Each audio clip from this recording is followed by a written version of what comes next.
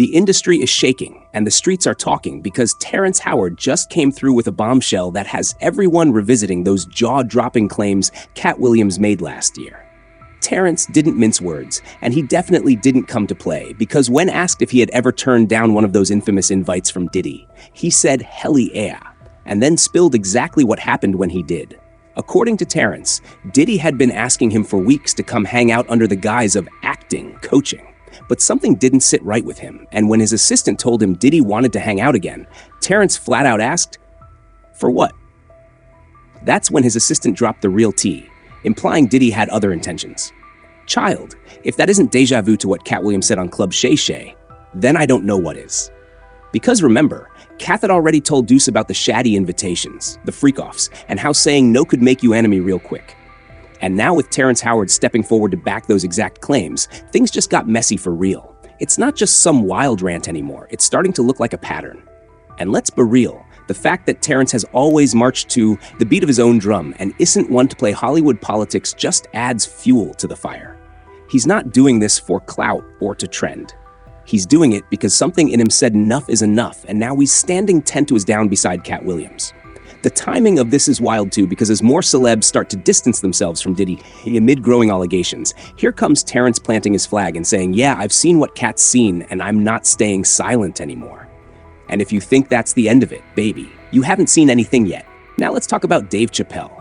Because if anyone's been calling out Hollywood's weird obsession with emasculating strong black men, it's him. And he's been doing it long before it was trending. Back when people thought he was just being difficult or crazy, Dave was really out there risking it all to stand on principle.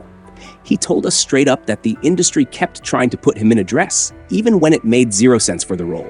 And when he said no, they didn't try to understand. They tried to gaslight him, telling him he was the problem and pressuring him to cave. Dave was doing a movie with Martin Lawrence and walked into his trailer only to find a dress waiting for him. They tried to pass it off as just a funny sketch, but Dave wasn't having it.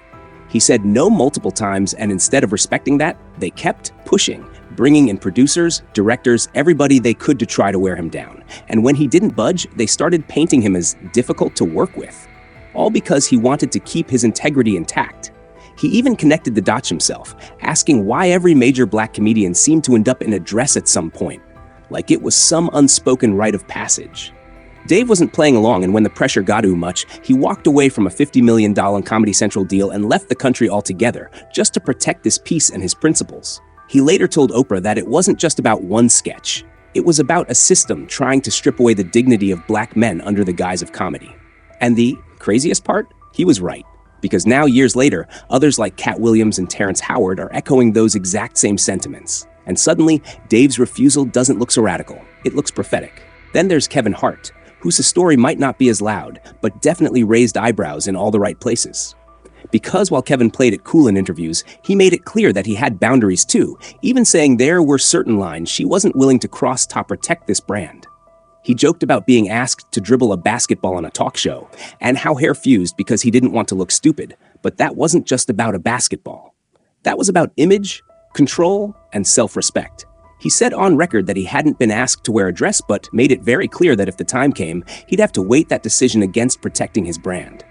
But here's where it gets messy, because not long after that, Kevin Hart popped up on Saturday Night Live in full drag for a comedy sketch. And fans did not let that slide. They immediately started speculating whether this was his humiliation ritual, a term often used in conspiracy circles to describe public acts of embarrassment that supposedly unlock fame and power in Hollywood. Suddenly, people were connecting dots, saying Kevin had skyrocketed after that moment, landing huge roles, Netflix deals, and massive paychecks. It's like the moment to put on that dress, Hollywood rolled out the red carpet in a whole new way. And while Kevin never confirmed any of that, people couldn't help but notice the shift. It felt calculated. It felt like a trade-off. And that's the eerie part, because when you line it up next to what Dave Chappelle fought against and what Katt Williams refused to do, the pattern becomes hard to ignore. It's not just about wearing a dress. It's about what the dress represents in an industry where saying no can put your whole career on pause, but saying yes can unlock the keys to the kingdom. And now we're right back to the one hole at the match in the first place, Katt Williams, because baby, he didn't just whisper about what was going on. He shouted it from the rooftop with names, receipts, and zero fear. In that legendary Club Shay Shay interview, Katt made it painfully clear that there are dark corners in Hollywood where power plays out in disturbing ways. He talked about being invited to Diddy's infamous parties and how he always said no because he knew what came with that access. He said point blank, you have to protect your manhood and your integrity because once you give it up, you can't get it back. He didn't just throw shade, he named names and called out the entire machine behind it all, explaining how men get punked out and pimped out for opportunities, then discarded when they're no longer useful. And when people tried to laugh him off or call him crazy, who was right there backing him up? Terrence Howard, baby. Terrence didn't just co-sign the tea, he poured a fresh pot, saying he was raised to stand tall and that today's society punishes real masculinity. His exact words? That the industry celebrates effeminate men while demonizing strong black ones. And that's not just a coincidence, that's the formula. Katt Williams has always said the game was rigged, and now that others are finally speaking up, his legacy as a truth teller is getting stronger by the day. The more people talk, the more vindicated he becomes, and at this point, it's clear he wasn't just ranting, he was revealing.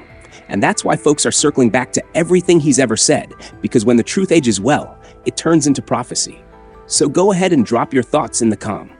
Like this video if you're here for the realness, subscribe for more unfiltered tea, and don't forget to share it with someone who needs to heart this. Stay woke, because the story's just getting started.